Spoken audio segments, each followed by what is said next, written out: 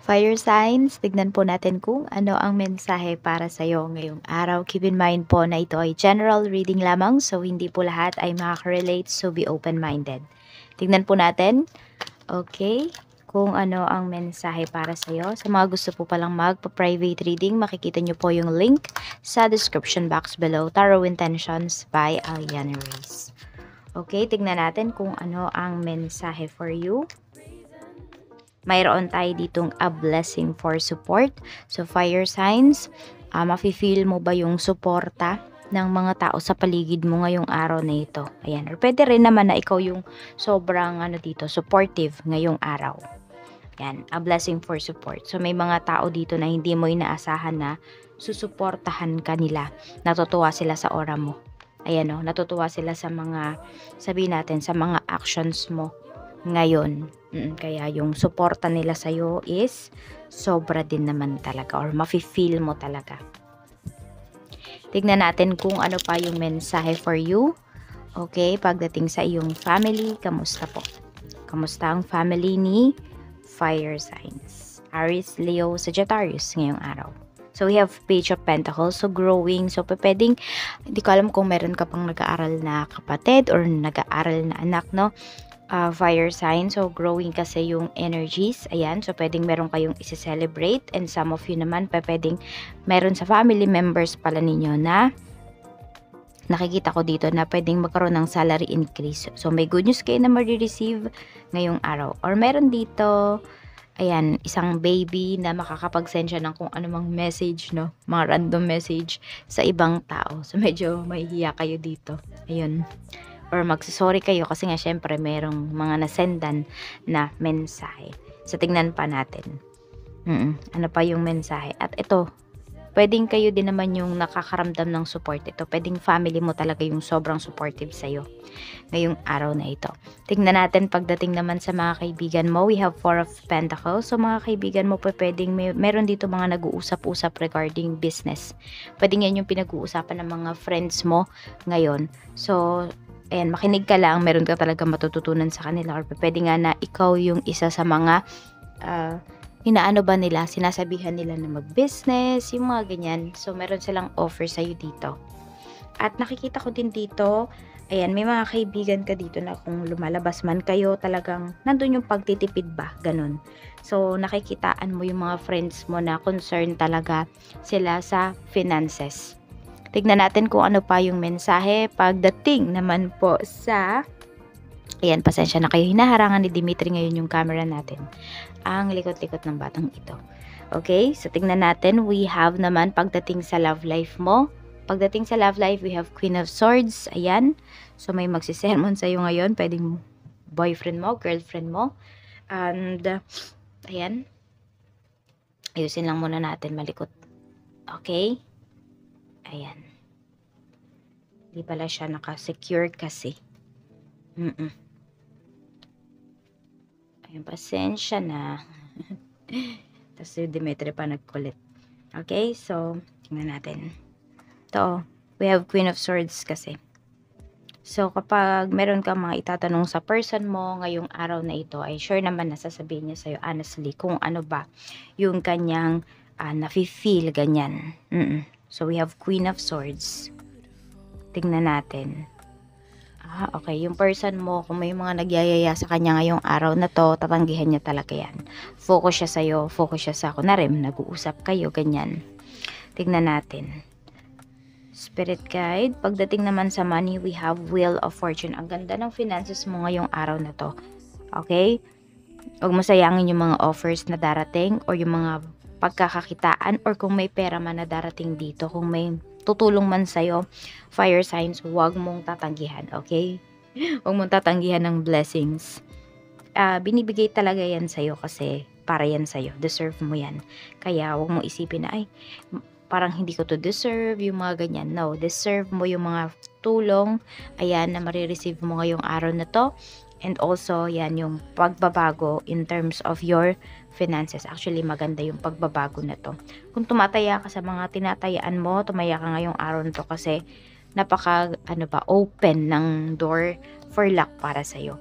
ngayong araw. Tignan natin pagdating naman po sa career. Sa career, we have the moon. So, pwedeng meron dito kayong tinatapos na project or malapit nang matapos yung kontrata ng iba sa inyo. Yan. So, pwedeng naguguluhan kayo kung magstay pa ba kayo dito sa trabaho or maghahanap na lang kayo ng bago. Ayan po yung pinapakita sa atin dito. So, tingnan natin. Ano pa? Okay. Meron din ako nakikita dito, pinag-uusapan ka fire signs. Pwede na for promotion na yung iba sa inyo. Kaya may mga nag-uusap dito tungkol sa inyo. Yan. So, galingan mo, magpakitang gilas ka ngayon kasi, ayan, once na matapat na nakikita na talagang, dedicated ka talaga sa trabaho, magaling ka, you have the guts. Pagdating dito sa work, naku, expect mo na yung promotion. Within 3 months yung naririnig ko dito. Pagdating naman sa negosyo mo, we have 3 of Cups. Ang ganda ng energy pagdating sa iyong negosyo ngayong araw na ito. So, meron kayong isi-celebrate talaga dito. Ayan, no? Ang ganda ng energy natin. Tapos yung support talaga, circle of support mo pagdating dito sa business mo, grabe din talaga, nag-uumapaw yan. So, pwedeng may mga tao na magme-message sa'yo ngayong araw na ito and they will secure yung mga products mo, magpapareserve pa ganyan.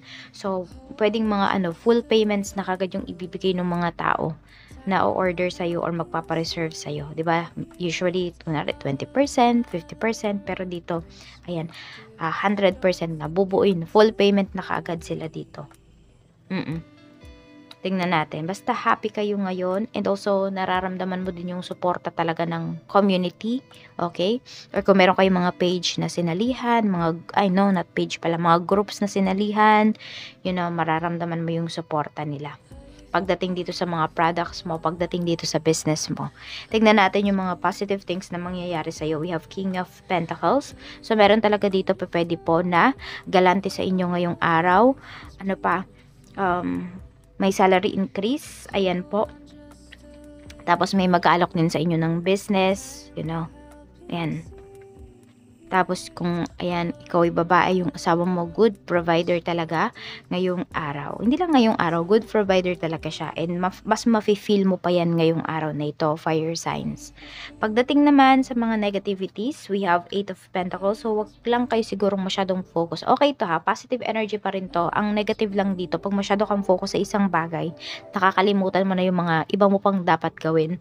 So dapat focus ka but still aware ka sa mga kailangan mo pang gawin. So, time management po yung kailangan ninyo dito. So, ang nangyayari lang kasi pwedeng sobrang nagiging, sobra kayong focus. Okay? So, yun lang yung medyo iwasan po ninyo. Tama lang, balance lang dapat. Ano naman yung dapat mong pagtuunan ng pansin ngayong araw, the star. Okay, so you're healing. Baka po yung iba sa inyo may nararamdaman kayo. Ayan, masakit pa. So, road to recovery dapat ngayon. Okay, tignan ninyo kung ano ba tong mga nararamdaman po ninyo. Kasi ayan, ito yung kailangan ninyong pagtuunan ng pansin ngayong araw. Para naman makagawa kayo or maging productive palalo yung araw ninyo. Tapos, meron din akong nakikita dito magkakabati. Yan po, kasi we have the star. And the star kasi is hope. Okay? So, tingnan natin ano yung mga blessings pa na paparating para sa'yo ngayong araw na ito. Fire signs. Meron tayo a blessing on your family. So, ito, family mo talaga yung suporta sa'yo ngayong araw. Ayan, meron, sabi ko sa'yo, merong maayos dito na relationship. So, it could be your relationship with your family.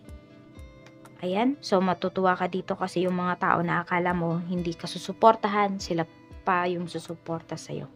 O yung mga tao na ina-expect mo talaga na magsuporta sa'yo, sila yung susuporta sa'yo. So kung ano man yung mga ina-expect mo ngayong araw na ito, is mangyayari talaga siya. Kaya expect nyo na may mga good things na mangyayari sa buhay ninyo ngayong araw na ito. So syempre wag nyo i-expect yung negativities, wag nyo i-expect yung mga pangit na pwedeng mangyari sa life natin.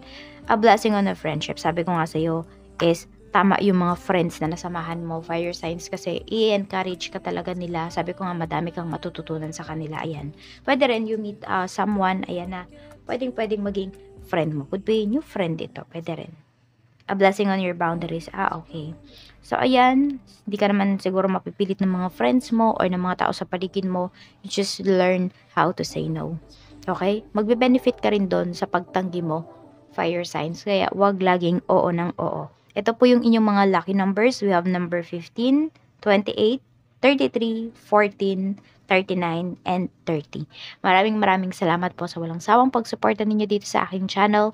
Mag-iingat po kayo always and more blessings to come. Bye-bye!